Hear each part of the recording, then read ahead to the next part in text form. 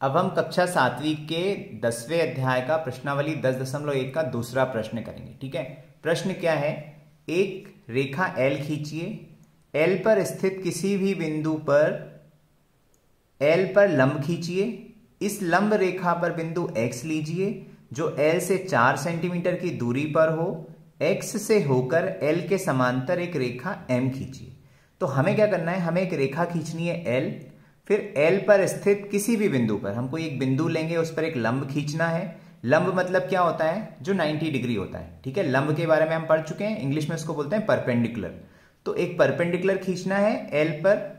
उसके बाद में इस लंब रेखा पर, परपेंडिकुलर लाइन या लंब रेखा मतलब जो रेखा से 90 अंश पे बनती है। एक रेखा अगर इस तरीके से बनी हुई है, ठीक है, ये अगर एक कोई रेखा है, ठीक है, तो ये 90 अंश पे जो बनती है वो क्या होती है?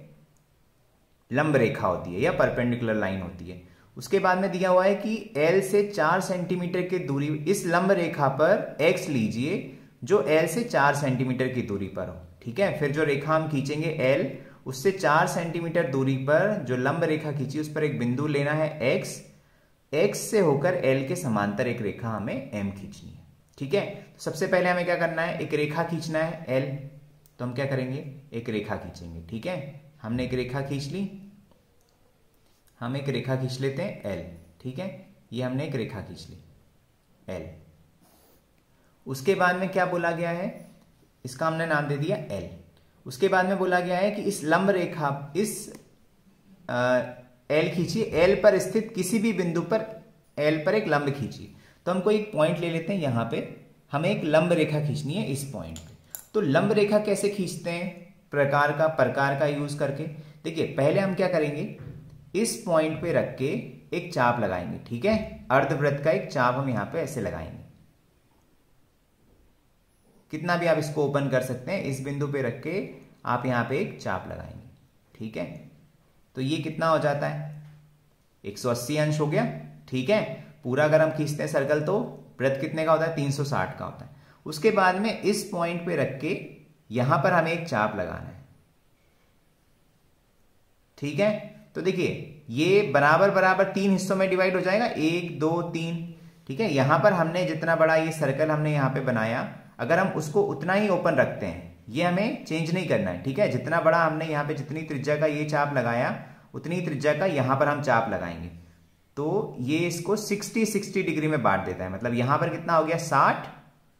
ठीक है, फिर हम यहां पे रख के अगर एक चाप लगाएंगे, इस पॉइंट पे रख के, ठीक है, देखिए ये टोटल 180 अंश है। ये टोटल कितना है? 180 अंश है। तो ये कितना हुआ? 60। यहां से हमने इसको अगर हम 3 बराबर भागों में, अगर इतना ही चाप से अगर हम काटेंगे तो ये 3 हिस्सों में बढ़ जाएगा, 2 और ये 3 हिस्सों में। ठीक है, तो ये 60 हुआ, ये कितना हुआ? 120 हो गया। ठीक है, ये 60 हो गया और ये कितना हो जाएगा? ये टोटल 180 है। तो अगर इतना ही बड़ा अगर आप चाप लगाएंगे तो ये 3 हिस्सों में बढ़ जाएगा। आप देख सकते हैं, 1 2 3। ठीक है, मतलब ये 60 होगा, 60 होगा, ये 120 होगा, यहां से लेके 60 120 और ये टोटल कितना हो गया? 180। तो ये 60 है और ये 120 है। इसके बीच में, एग्जैक्ट बीच में क्या होगा? 90 होगा। ठीक है, तो हमने यहां पे एक चाप लगाया ऐसे। उसके बाद में उतना ही प्रकार को उतना ही खुला रखा, कंपास को उतना ही खुला रखा। ठीक है, यहां पर काटा, सॉरी, ठीक है, यहां पर हमने इसको काटा, यहां पर हमने एक कट लगाया। ठीक है, इसको मैं जो गलत ड्रॉ गया इसको मिटा देता हूं। ठीक है, उसके बाद में हमने यहां पर एक काटा, फिर यहां पे रख के काटा। ठीक है, फिर हम यहां पर रखेंगे, फिर यहां एक कट लगाएंगे। ठीक है, और इस पॉइंट पे रख के इसको हम कट करेंगे। ठीक है, तो हमें ये 60 था, ये कितना था? 120। तो इनके बीच का पॉइंट मिल जाएगा। जब इस बिंदु को इससे अगर हम मिलाएंगे तो हमें क्या मिल जाएगा? यहां पे एक इनका बीच का पॉइंट मिल जाएगा। ये कहां पर होगा? ये 90 अंश होगा। भाई 60 और 120 के एकदम बीच में 90 अंश होगा। ठीक है, तो हमने यहां पर चाप लगाया, यहां पर चाप लगाया, फिर यहां पे रख के इनका जो कट पॉइंट है वहां पे रख के एक चाप लगाया और इस वाले कट पॉइंट पे रख के एक चाप लगाया। ठीक है, तो हमें ये जो कट मिला इनका, ठीक है। इसको अगर हम इससे मिला देंगे तो हमें क्या मिल जाएगी, एक लंब मिल जाएगा, क्योंकि ये कितना अंश होगा, 90 अंश होगा। ठीक है, ये क्या मिल गया हमें, एक लंब रेखा मिल गई या परपेंडिकुलर लाइन मिल गई। ठीक है, तो ये तो हो गया पहला पॉइंट, एक रेखा एल हमने खींच ली, फिर एल पर स्थित किसी भी बिंदु एल पर हमने एक लंब खींच लिया, फिर इस लंब रेखा पर एक्स बिंदु लीजिए जो एल से 4 सेंटीमीटर दूर हो। अब हमें यहां पर ये जो लंब रेखा है इस पर कोई बिंदु एक्स लेना है, जो ये जो रेखा एल है इससे कितना होना चाहिए, 4 सेंटीमीटर होना चाहिए। तो हम इसको क्या करेंगे, 4 सेंटीमीटर ओपन करेंगे। ठीक है, हम क्या करेंगे, इसको 4 सेंटीमीटर ओपन करते हैं। ये हो गया 4 सेंटीमीटर। ठीक है, ये 4 सेंटीमीटर हो गया। ठीक है, अब हम क्या करेंगे, इस रेखा एल से यहां पर एक कट लगाएंगे 4 सेंटीमीटर का। ठीक है, ये 4 सेंटीमीटर का हमने कट लगाया, तो ये वाला बिंदु क्या होगा, एक्स होगा। ठीक है, यही बोला है, उसको एक्स लेना है हमें, तो इस बिंदु को हमने क्या ले लिया, एक्स ले लिया। अब ये बोला गया कि भाई एक पैरेलल लाइन खींचनी है, समांतर रेखा खींचनी है जो एक्स से गुजरेगी और एल के समांतर होगी। ठीक है, एक्स से होकर एल के समांतर एक रेखा एम खींचनी है। तो ये रेखा एल है, इसके समांतर हमें एक रेखा खींचनी है एम।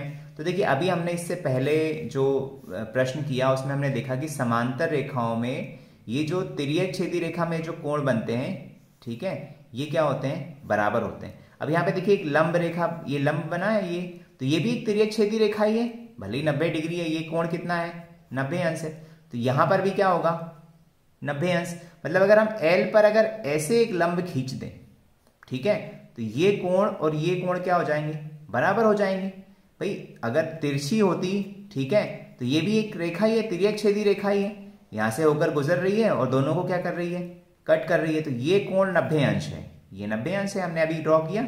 ठीक है, ये लंब रेखा है तो ये 90 अंश है। मतलब यहां पर अगर हम एक लंब बना दें, इस बिंदु पर इधर पर एक लंब बना दें, तो ये क्या हो जाएगा, इसके समांतर हो जाएगा। ठीक है, तो कैसे बनाते हैं, लंब बनाना भी हमने सीखा। इस पॉइंट पर इसको थोड़ा मैं लंबा कर देता हूं। ठीक है, ये जो रेखा है इसको थोड़ा लंबा कर देते हैं। अब देखिए हमें क्या करना है, इस पॉइंट पर रखना है। ठीक है, एक अर्धवृत्त बनाना है, यहां पर रख के एक अर्धवृत्त बनाना है। ठीक है, इस तरह से। ठीक है, यहां पे रखा हमने और यहां पर हमने एक अर्धवृत्त बना दिया। ठीक है, आधा वृत्त बना दिया इस पॉइंट तक। फिर हम क्या करेंगे, इसको इतना ही खुला रखना है, यहां पर रख के एक कट लगाएंगे, इस पॉइंट पे रख के एक कट यहां लगाएंगे। ठीक है, यहां पे रखा एक कट लगाया, यहां पे रख के एक कट लगाया। ठीक है, फिर यहां पे रखेंगे, एक कट ऊपर लगाएंगे। ठीक है, इस बिंदु पे रख के एक कट लगाएंगे, ये लग गया। फिर इस बिंदु पे रख के एक कट लगाएंगे। ठीक है,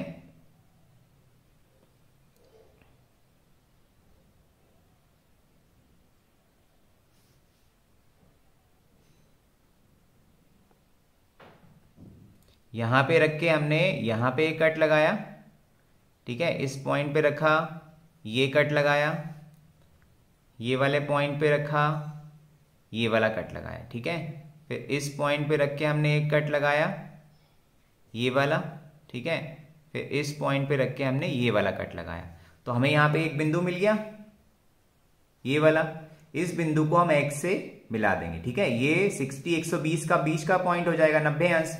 तो ये क्या हो जाएगा, एक्स पर एक लंब हो जाएगा, लंब रेखा हो जाएगी। ठीक है, एक्स को और इस बिंदु को मिलाते हुए हम एक रेखा खींच देंगे। ठीक है, तो देखिए ये 90 अंश हो गया, क्योंकि ये इस पर लंब है और ये भी क्या है, 90 अंश है। ठीक है, तो ये दोनों कोण बराबर हो गए, मतलब ये वाली रेखा और ये वाली रेखा क्या होंगी, समांतर होंगी। इसका नाम हमें क्या देना है, एम देना है। ठीक है, तो इस तरीके से हम दो समांतर रेखाएं खींच सकते हैं।